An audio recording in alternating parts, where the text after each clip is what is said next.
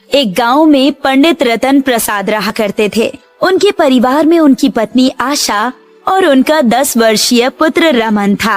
रतन प्रसाद का परिवार और वो स्वयं गणेश जी के बहुत बड़े भक्त थे, मगर उनकी आर्थिक स्थिति काफी खराब। एक दिन पंडित रतन प्रसाद मंदिर से घर जा रहे थे कि तभी गांव के मुखिया, जो कि एक क्रूर और बुरे स्वभाव का व्यक्ति था, उनका रास्ता रोक कर खड़ा हो गया। क्या हाल चाल है पंडित जी? सब कुशल मंगल तो है? सब गणेश जी की कृपा है मुखिया जी। और बताइए, आपके क्या हाल चाल है? तुम और तुम्हारा परिवार काफी वर्षों से गणेश जी का भक्त है, लेकिन अभी तक गणेश जी की कृपा तुम पर नहीं हुई। अपने अपने देखने का नजरिया है मुखिया जी। कितनी बार कहा है तुमसे पंडित जी कि भगवान की भक्ति में कुछ भी नहीं रखा, लेकिन तुम हो कि मेरी बात मानते ही नहीं। ये कैसी बातें कर रहे हैं आप मुखिया जी? आप तो बिल्कुल नास्तिक जैसी बातें कर रहे हैं। आज का दौर नास्तिकों का ही दौर है।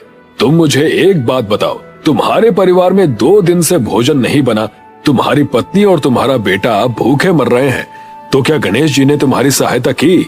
नहीं ना। लेकिन मुझे पूरा विश्वास है कि गणेश जी एक न एक दिन मेरे परिवार की सहायता जरूर करेंगे। वो अपने हर भक्त की सहायता करते हैं। जिस तरह से तुम्हारे परिवार के हालात चल रहे हैं, उस तरह से तो तुम्हारा विश्वास मुझे खोखला नजर आता है पंडित जी। मेरा विश्वास खोखला है या ठोस, इस बात को तो गणेश जी ही जानते हैं। देखो पंडित जी, अभी मेरी बात को मान लो। मेरा ऑफर तुम्हारे लिए अभी भी खुला हुआ है।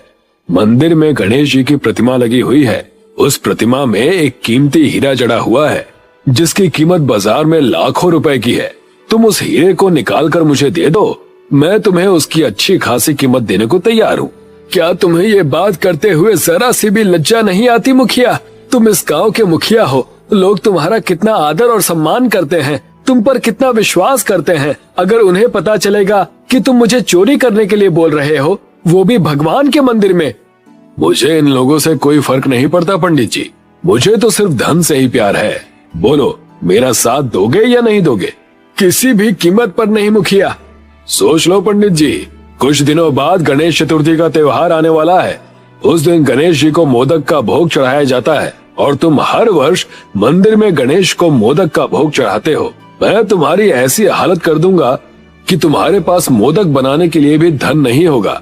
तुम इस बात को कभी नहीं समझ पाओगे मुखिया कि भगवान भोग से नहीं बल्कि अच्छे कर्मों से प्रसन्न होते हैं। इतना बोलकर रतन प्रसाद अपने घर की ओर बढ़ गए और मुखिया क्रोध भरी नजरों से रतन प्रसाद को जाता हुआ देखता रहा। कुछ ही देर में मुखिया के 2 साथी अभिमन्यु और अनिरुद्ध आकर मुखिया से क्या हुआ मुखिया जी? वो पंडित माना कि नहीं माना? मैंने उसे हर तरह का लालच देकर देख लिया, लेकिन वो टस से मस नहीं हो रहा। और मेरी समझ में ये नहीं आता कि हम गणेश की प्रतिमा से वो हीरा क्यों नहीं चुरा सकते। गणेश की प्रतिमा मंदिर के कमरे में रखी हुई है और उस कमरे की चाबी रतन प्रसाद के घर पर है। अगर उस कमरे का ताला तोड़कर तुम दोनों ने चोरी का प्रयास भी किया, तो ये रतन प्रसाद गांव के लोगों के सामने हमारी पोल पट्टी खोल देगा। और ये आस्था का मामला है, गांव वाले लाठी डंडों से मार मार कर सबकी जान ले लेंगे। तो फिर क्या हम ऐसे ही हाथ पर हाथ धरकर बैठे रहें? बड़ी मुश्किल से तो मैं एक विदेश का व्यापारी आपके पास लेकर आया था। चिंता मत करो अनिरुद्ध, मेरे दिमाग में कुछ है। गणेश चतुर्थी को कुछ ही दिन बाकी रह गए हैं। इस पंडित की भक्ति को इसके दिल से ही समाप्त कर दूंगा। देखता हूँ गणेश इसकी मदद करते हैं या नहीं। इधर रतन प्रसाद अपने घर में गए। उन्होंने देखा कि उनकी पत्नी और उनके पुत्र गणेश जी की मूर्ति के सामने भक्ति में लीन थे। ये देखकर रतन प्रसाद की आंखों में आंसू आ गए। अपने पति की आंखों में आंसू देख आशा उनके पास आकर बोली, क्या बात है जी, आज आप कुछ परेशान से लग रहे हैं। मैंने इससे पहले आपकी आंखों में आंसू कभी नहीं देखे। अब तुम्हें क्या बताऊं आशा, आजकल जमाना बहुत बदल गया है। मैं कुछ समझी नहीं जी। गांव का मुखिया मिला था और मेरा मजाक उड़ा रहा था। बोल रहा था कि तुम्हारा परिवार गणेश का इतना बड़ा भक्त है, फिर भी 2 दिन से भूखा मर रहा है। गांव के मुखिया को कौन नहीं जानता। आप भी किन किन बातों में आ जाते हैं। गांव के सभी लोग जानते हैं कि मुखिया एक नंबर का क्रूर स्वभाव का व्यक्ति है और कुछ लोग तो ये भी कहते हैं कि वो नास्तिक भी है। वो तो भगवान पर भी विश्वास नहीं करता और जो भगवान पर विश्वास नहीं करता भला वो आपको क्या समझेगा। तुम्हारी इन्हीं बातों से मेरे अंदर शक्ति आ जाती है और मुझ में हालातों से लड़ने के लिए हिम्मत और हौसला आ जाता है। तभी रतन प्रसाद के पास उनका पुत्र रमन दौड़ता हुआ आकर बोला, पिताजी, गणेश चतुर्थी का त्योहार आने वाला है। मैं इस बार गणेश जी को देसी घी और खोए से बनाया हुआ मोदक प्रसाद में चढ़ाऊंगा। रमन की बात सुनकर रतन प्रसाद की आंखों में दोबारा आंसू आ गए।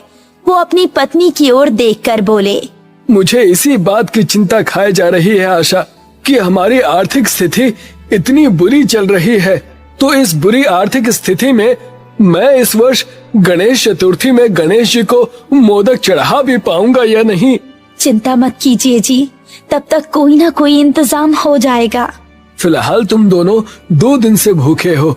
मंदिर में जो भी प्रसाद आता है उस प्रसाद को मैं और गरीबों में बांट देता हूँ, लेकिन गणेश जी की पता नहीं क्या लीला है कि मेरा ही परिवार भूखा है। अपने मुंह से ऐसी बातें मत निकालिए, अपने विश्वास को कमजोर मत होने दीजिए। आशा ने इतना बोला ही था कि तभी रतन प्रसाद का दरवाजा कोई खटखटाने लगा।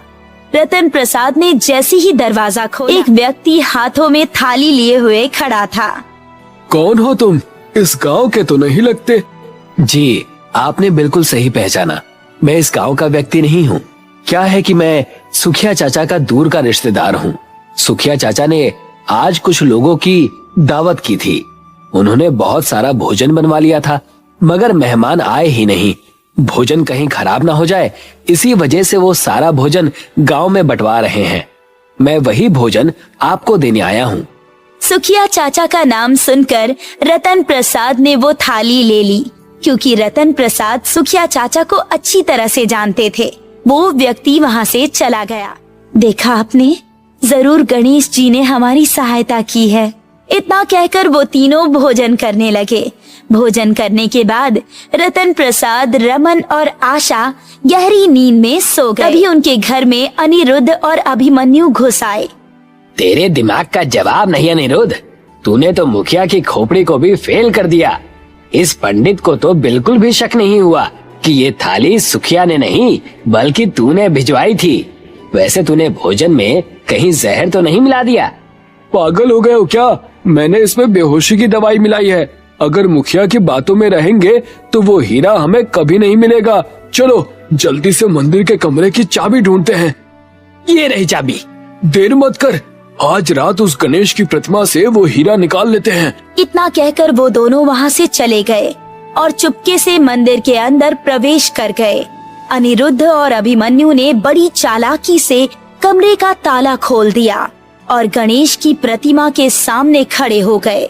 वो हीरा गणेश की प्रतिमा में अंधेरे में चमक रहा था। अनिरुद्ध और अभिमन्यु ने उस हीरे को निकालने का बहुत प्रयास किया, मगर लाख कोशिश करने के बाद भी वो हीरा नहीं निकला। अरे यार, ये हीरा तो निकल ही नहीं रहा, अब क्या करें?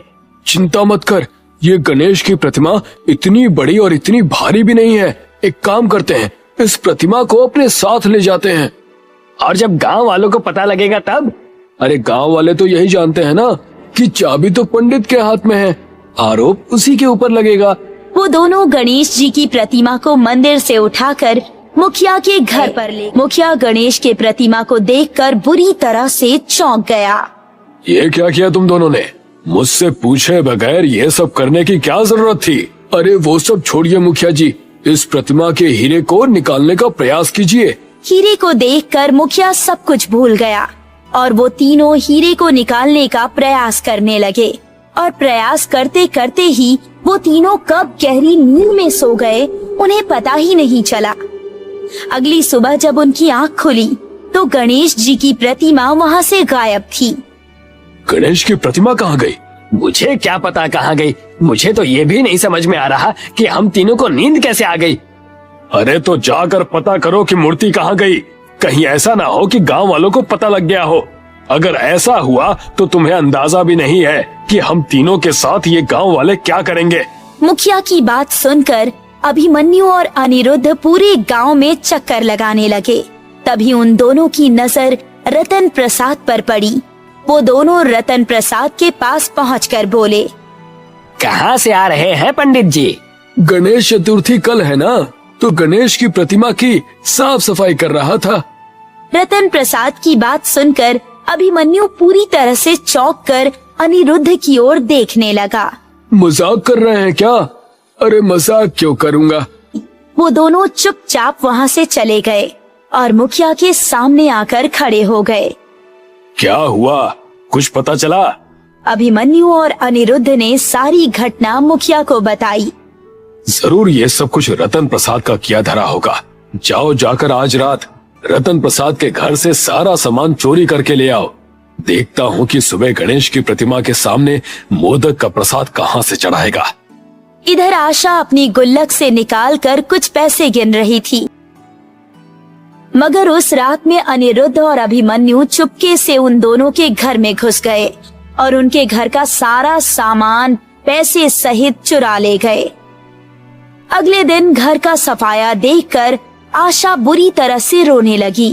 तभी रतन प्रसाद आशा से बोले, चिंता मत करो आशा, शायद गणेश जी हमारी परीक्षा ले रहे हैं। जरूरी नहीं कि मोदक का प्रसाद देसी घी और खोए का ही चढ़ाया जाए।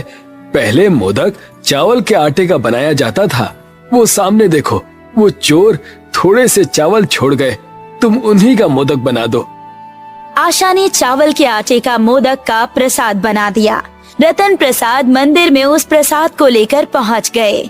मंदिर में सभी लोग जमुना प्रसाद का इंतजार कर रहे थे कि तभी वहां पर मुखिया अपने दोनों साथियों के साथ हंसता हुआ आकर बोला, ये क्या पंडित जी, चावल के आटे का मोदक बना कर ले आए? तुम तो गणेश जी के बहुत बड़े भक्त हो। तुम्हें तो देसी घी और खोए का मोदक का प्रसाद बनाकर लाना चाहिए था। रतन प्रसाद कुछ नहीं बोले। उन्होंने वही भोग गणेश जी को चढ़ा दिया, मगर अगले ही पल उस प्रसाद के ऊपर सफेद रंग की किरणें फूटने लगी और देखते ही देखते वो मोदक का प्रसाद हीरे के मोदक में परिवर्तित हो गया।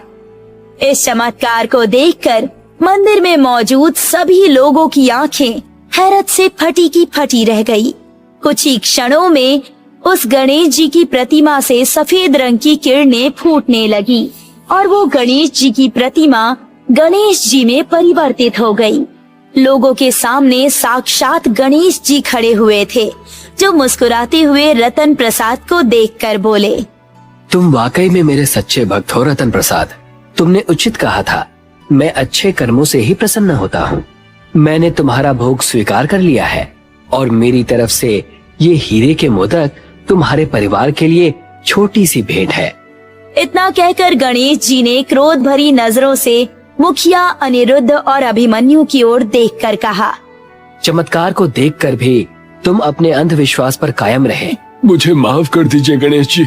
आज गणेश चतुर्थी है, इसीलिए मैं तुम्हें क्षमा करता हूँ, पर ध्यान रखना आगे से कोई भी गलती मत करना।